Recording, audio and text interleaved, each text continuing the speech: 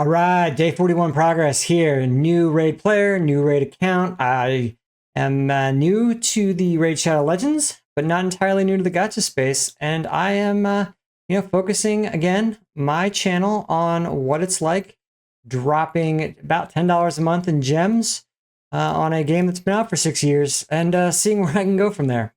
But right now, we've got a tournament going on, champion training, which is on a new account like mine, the number one thing you should be doing, leveling champions. You've got XP pots running. You need to be getting a stable of 60s for all the different, focuses of the game. So this is my priority regardless, and being rewarded for doing it is massive. And that's why I am kind of diving headfirst into it here. Really trying to get these Titan points is my main goal. These books would be great. Winning Mikage souls for a champion I won't get for like 2 years. A little bit of a pipe dream right now. But I wanted to talk about a strategy for these kind of events where you're leveling champions and how important I think it is. And I see this in other content creators' reserve vaults. They never talk about it, but having a massive bank of chickens ready to go for events like this. I think the way I've been playing it, you can saw I'm currently in first place with 5,000 points, which obviously isn't massive, but all I've done is level up champions. I basically took my Rector Drath and my Morag here that's checked, brought them from level 40 to 50, and then Morag to 60. And all the time, any chickens that are going into these, if they're 4 stars, I am throwing basically 3 affinity brews into them and then 1 void brew. And that gets them to basically level 20. Without the void brew, they only get to 18. I'm going to go back and put void brews in these guys.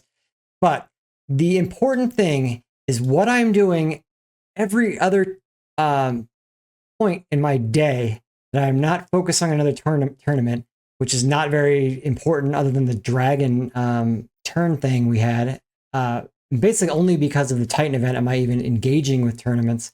I am just leveling chickens. And what I'm doing is I'm leveling chickens to max level 30 and then throwing them this reserve vault. And my goal is to always have about 45 of these max level chickens.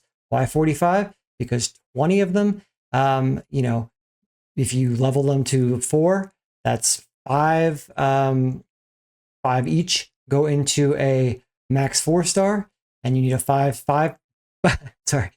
4 stars to level to a 6-star. God, I don't think that math is right. But my point is you need 20, 30 max level chickens to get a level 50 all the way to 60.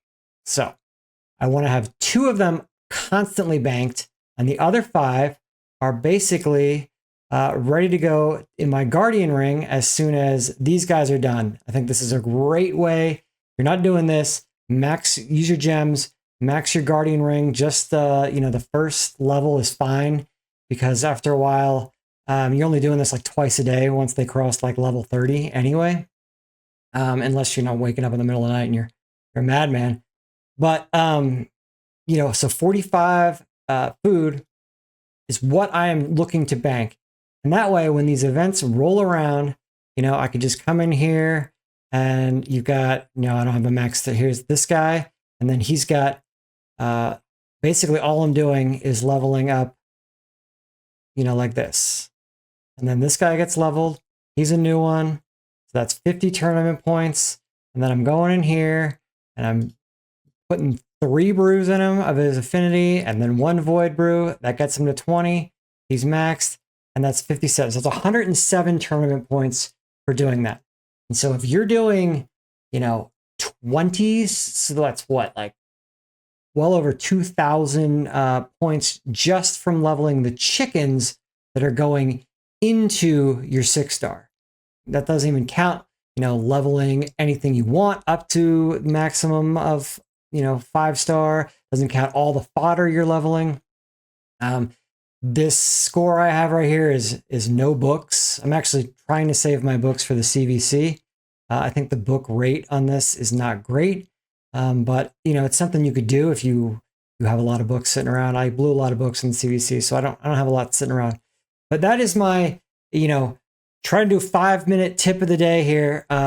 Try to have a stable of 3-star chickens ready to go for events like these, because it's way easier to just have them banked and then just level those 2-star fodder.